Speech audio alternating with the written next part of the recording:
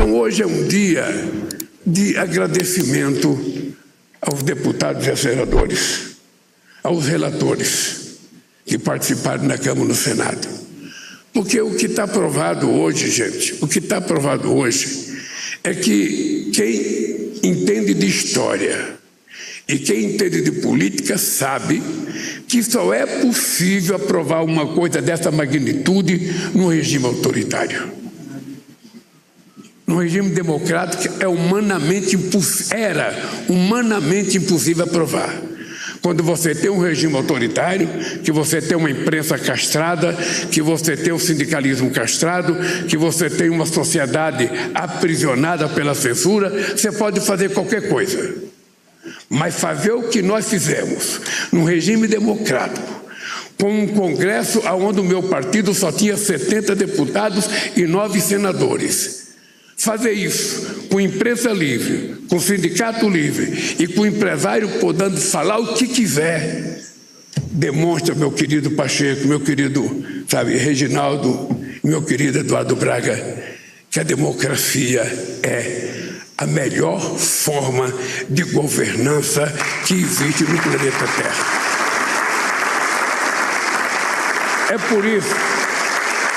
É por isso que nós não temos que ter medo de enfrentar a mentira.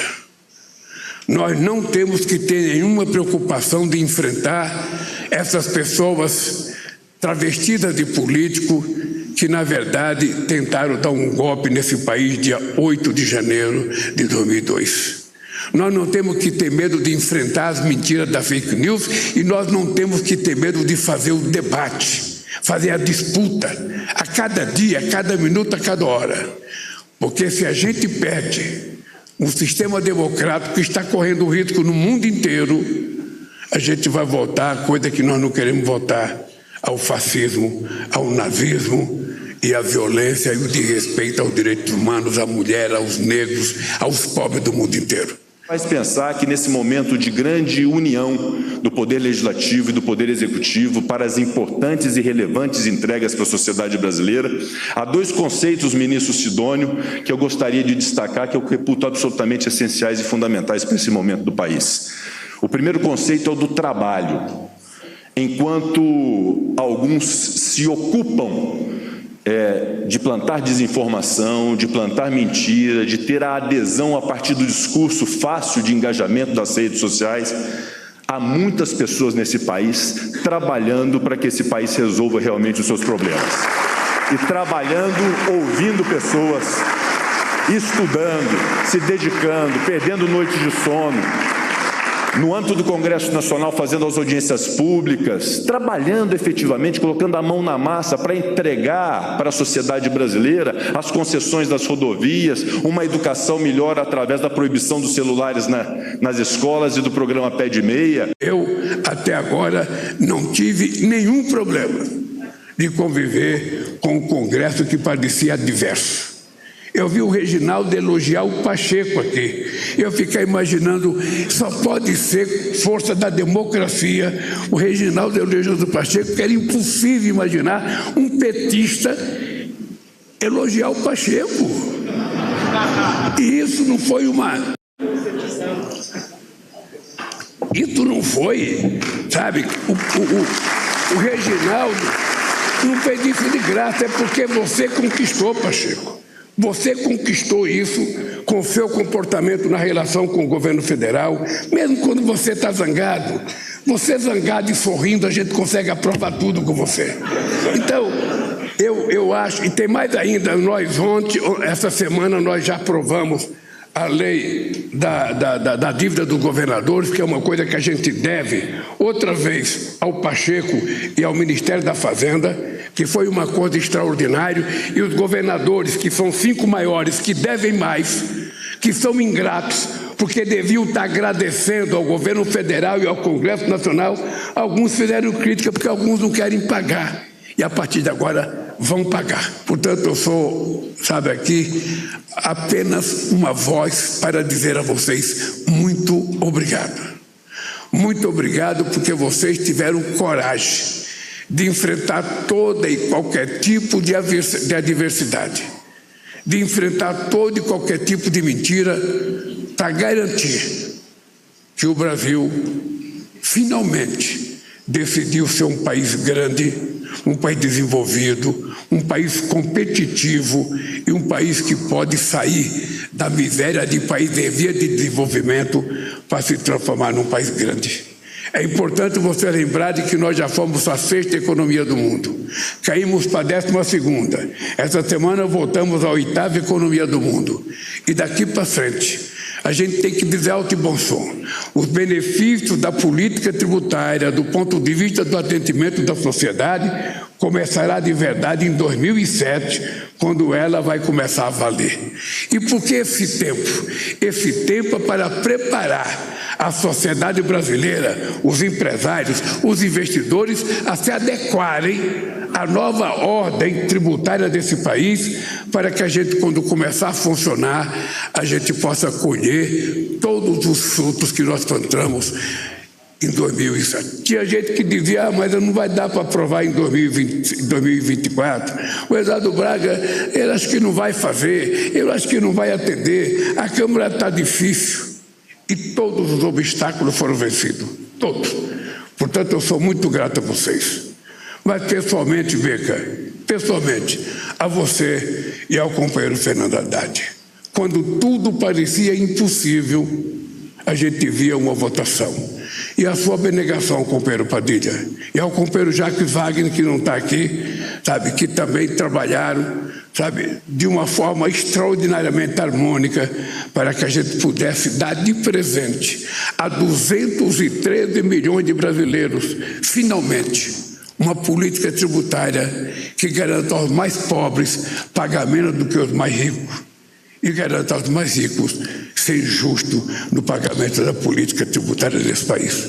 Obrigado à sociedade civil, que teve muito, mas muito, de ajuda para que a gente conseguisse vencer. Obrigado aos nossos relatores, obrigado a deputados e senadores. O que vocês demonstraram é que quando a gente quer, as coisas acontecem. Eu vou ser muito breve, apenas para dizer uma coisa para vocês.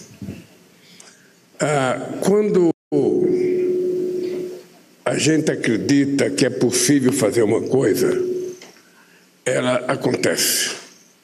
E para essa coisa acontecer, nós temos que ter as pessoas certas tentando fazer as coisas com muita dedicação. Eu mesmo, como presidente, já mandei em outros momentos política tributária para o Congresso Nacional.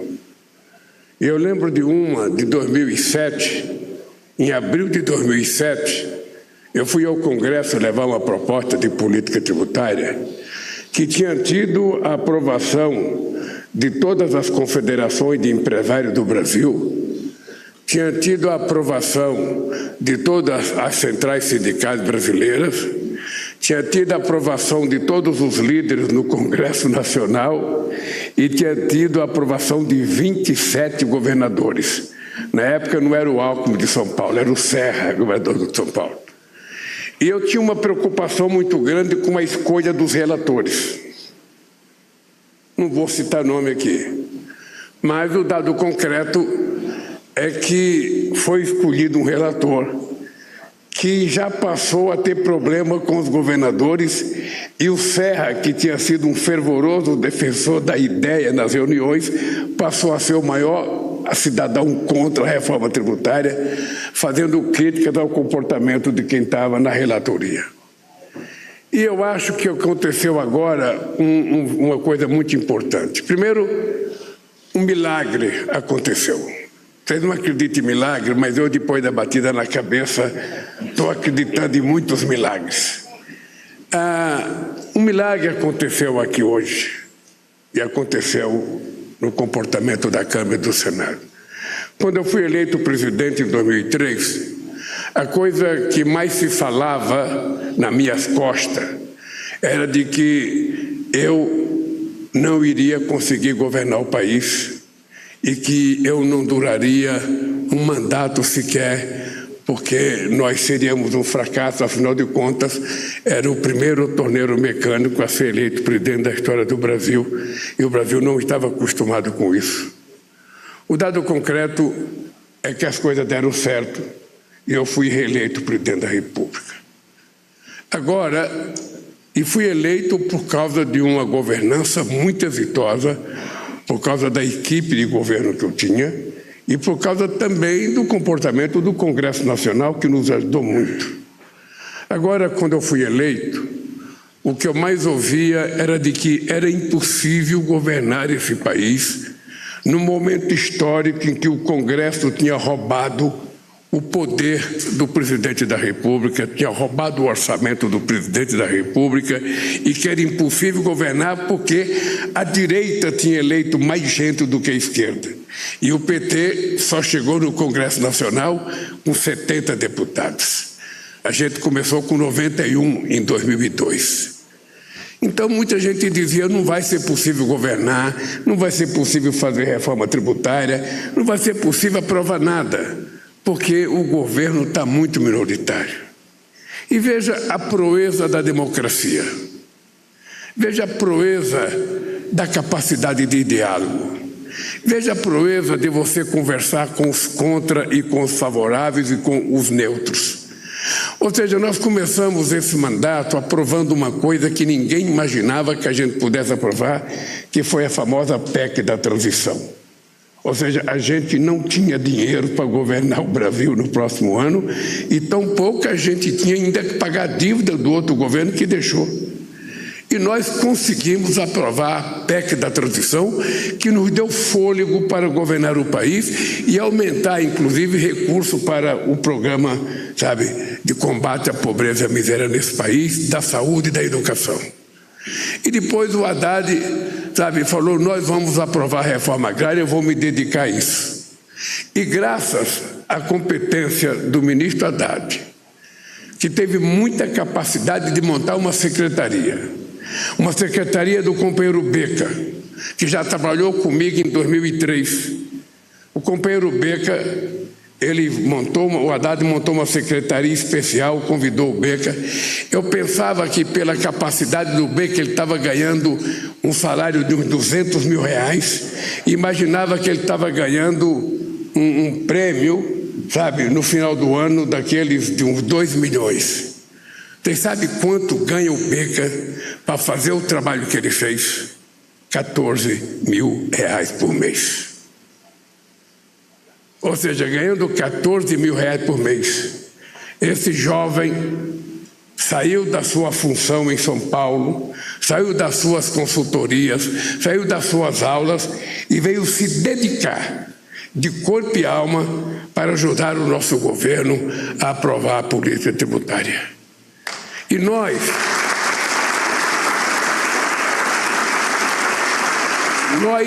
devemos muito à persistência dele, devemos muito à competência dele, devemos muito à montagem do grupo que ele trouxe para cá. O Nelson Machado foi elogiado, quem não se lembra, o Nelson Machado já foi ministro da Previdência no meu governo. E ele montou uma equipe extraordinária para fazer isso.